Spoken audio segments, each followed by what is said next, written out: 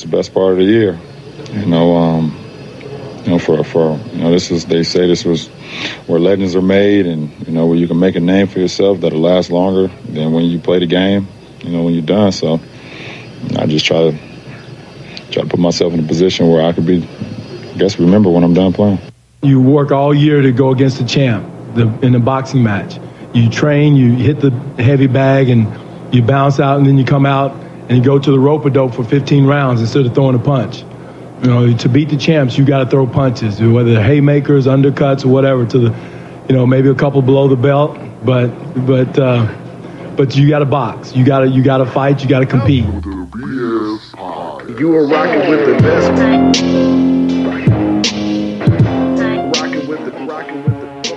Yo, what up, everybody? What's going on? Thank you for tuning in. You are now rocking with the best. Here we bring you the real and take out all the other BS and sports talk radio.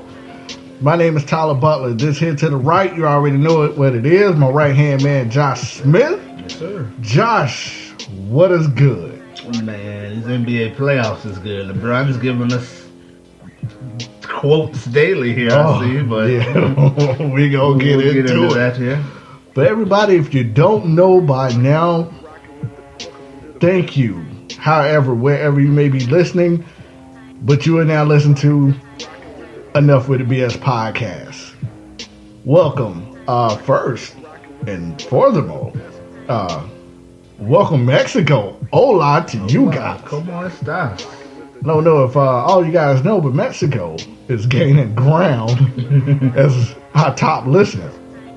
Not just city-wise, like as a country, man, they're gaining. The percentages is growing and growing pretty much per episode. So all of our Mexican listeners, everyone in the country of Mexico, we want to thank you from the bottom of our heart from listening to Enough with the BS podcast and supporting us.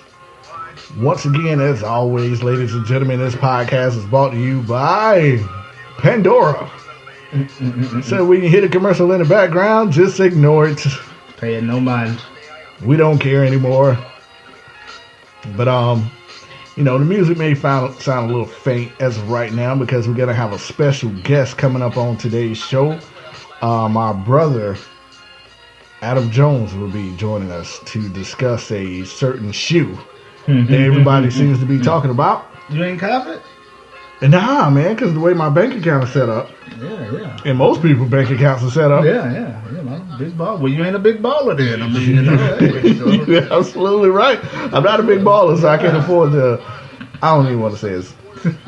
You get no support from me. But man, first, Jay, welcome back, man. Appreciate you, man. Everything going good? I'm good to go. We back at it. It's been a couple weeks, but we back at it, man. We got a lot to say today. Absolutely, man. I tried to hold it down last week. You did a good job. I definitely appreciate that, man. I tried to bring a little bit more energy since I know I was solo dolo. But the dynamic duo is back together, and as you mentioned before, LeBron has given us so many quotes to break daily. Just stupid stuff. Like, what's wrong with you? God. But hey, guys, this episode we're gonna break down the NBA playoffs. We're also gonna give our opinion on LeVar Ball and the Kobe Sevens. I mean the Ohio State. I mean the Triple Beats. So the Ultra Boost, no, the Zo2. Yeah, the Zo2s or whatever the hell they call. But Jay, man, let's start off the show. Let's turn that down a little bit. I don't really like the laptop music too much. Don't know what it is. Yeah, that's perfect. But we're going to start off the show with LeVar and his shoes. So, guys, they pretty much dropped over the weekend. They received mixed emotions from the people. Yeah, there was some mixed emotions. Everybody went on the same side of the fence. Well, yeah, you're right. There was some supporters. Somehow was like, "Oh, this is the greatest idea ever." Yeah. Now on opening day, he sold more than 200 pair. I don't believe it. Supposedly, I need to see the receipts for each one of those. Yeah. Now, what I read, they, I think the total sale. This was tracked by Nice Kicks.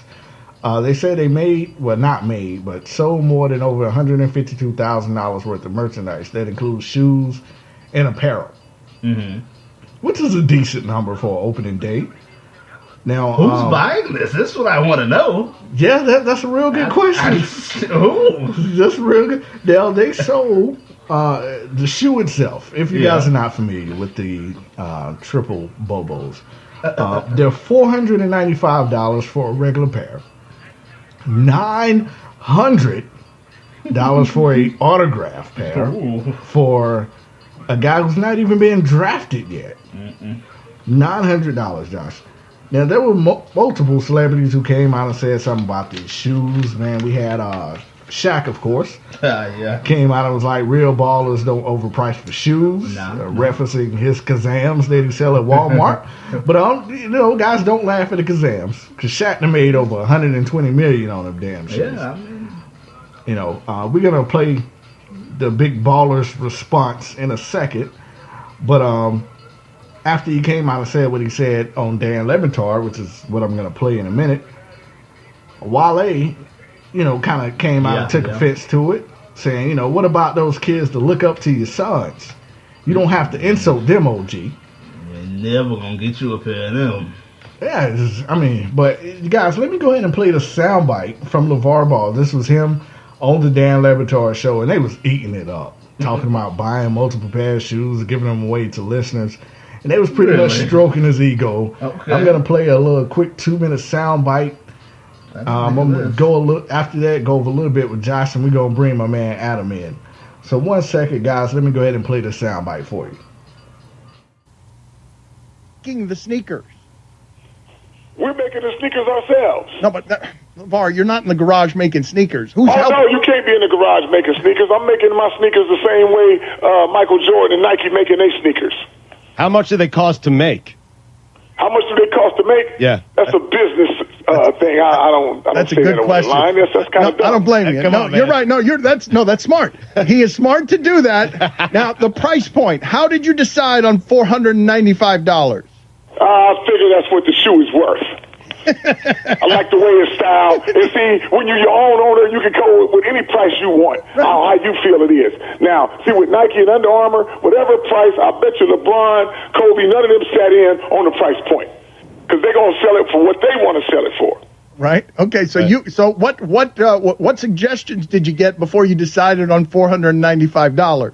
I didn't get no suggestions. All right. It's just I just come up with it because it's mine. Okay. Like I said, let Nike and Adidas and Under Armour, they battling below me. Okay. Let them go ahead and battle their stuff in Foot Locker. Okay. I'm better than them. Okay. So I'm a step above. All right. So why we are a premium shoe. Okay. So why didn't you make it $500 though?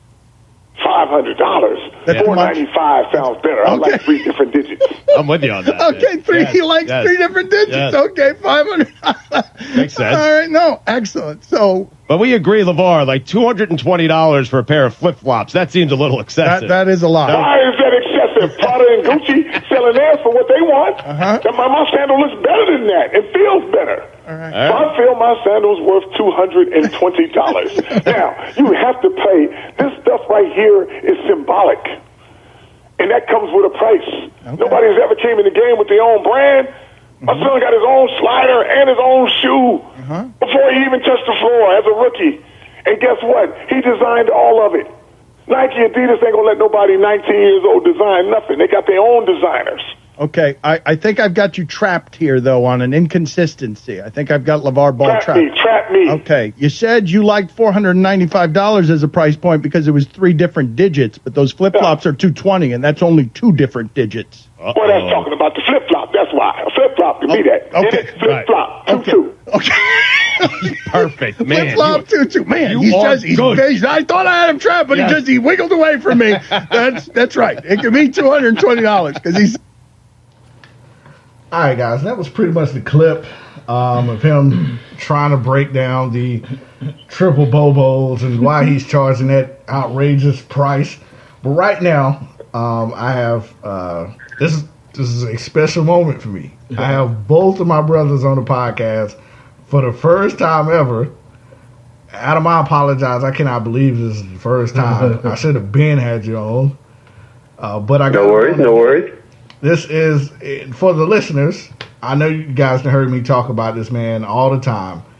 Adam Jones this, Adam Jones has did this for me. Adam Jones, that right now I have on the podcast my other brother, Adam Jones. Adam, what's good, man? I'm glad to be here. It's a pleasure. Absolutely. So what we're talking about right now, of course, is the LeVar Ball situation and the price that he's charging on the shoes. I'm going to talk about a little bit of what we got. Then I'm going to just have, you and Josh chime in on the situation.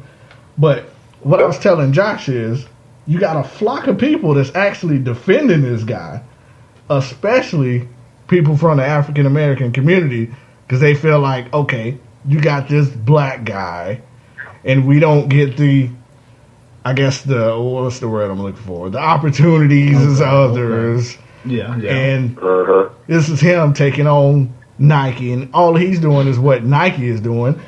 Then you had a guy like Michael Bennett, the defensive end from the Seattle Seahawks, come out and say he respect what he was doing, and guys would probably feel the opposite if they went to a Nike factory. Now, this fool said all of this while wearing a damn Nike jacket in his photo. But, yeah, that's another story for another day. So, and that's pretty much the defense. He definitely has a lot of the black community behind him because they feel like this is a guy that is doing it on his own with no help. And screw Nike and screw Reeboks, and yeah, Jordan been screwing us over for years. But I didn't see none of these African Americans going out and buying Starberries. Nah. Well, he was popping. With Stephen Barry? Yeah, Stephen Barry's. But Adam, I want to get your take first because I ran into you downtown and I know you had something to say. Then Josh, I'm gonna get your take. Okay. Adam, what as a father who buys shoes, what is your thoughts on this situation? Well, first and foremost, I think the really only thing that matters to me is that the shoe is complete trash. Like, if it was an amazing shoe, I wouldn't even be talking about the $500 price tag or anything like that. To me, it's like there's nothing that looks good about it. There's nothing innovative about it. It's literally just like someone trying to create a brand and being like, we're going to become the Rolls Royce of shoes. He said something on Dan Le Batard about, when you start your own company, you can set the price, but you're kind of setting your business up for failure. That's like a failed business model. Yeah. And I feel like the branding is like terrible. Big Baller sounds like something that Cash Money would have put out in the 90s with Reebok or something. I mean, it's just like you're not going to sell people on a brand like that. And so my thought is that he's just setting them up for failure. Like, I feel like we're watching like a 30 for 30. And this is the first act of it, and then they're either going to separate from him, like Beyonce did for Matthew Knowles, or he's going to like ruin their branding, and that's where I feel like it's going. And he's talking about like they've sold $1 million in shoes, and that's like there's no way that's true. Yeah, that's already being rebuked. No one says. The rumors about $1 million. They NiceKicks.com was actually following every single sale. They said they only gross $125K. And I mean, if you know anything about starting up a business, that means like they're so far upside down underwater. I mean, there's like no way you're going to get out. If you're like, it takes so much to start up something like that, and for distribution, there's no way that they're going to like make their money back. This is a big fail. Yeah. And Josh, like when you saw this, and as a Laker fan, now his son may be a Laker. Right. What was your initial thoughts on the triple L's? Like Adam says, it's a trash shoe. It's trash. Like, what is this? There's fake Ultra Boost in the back. It looks like a Kobe, and like it's just all over the place. It's a trash shoe. No one in their right mind should pay $495 for this shoe. You can get like a Italian-made leather shoe for the price of this shoe. And we don't even know. 2 pairs of Yeezys. Exactly. You get 2 pairs of Yeezys. You can get you some Saint Laurent shoes, and you can get all kinds of stuff. Like, why would you buy this trash for $500? There's no, and like you were saying that he sold 100 and whatever pair of shoes. I want to see who's buying these shoes, because I just don't believe no one has purchased. I don't see how you would click buy this now and put your credit card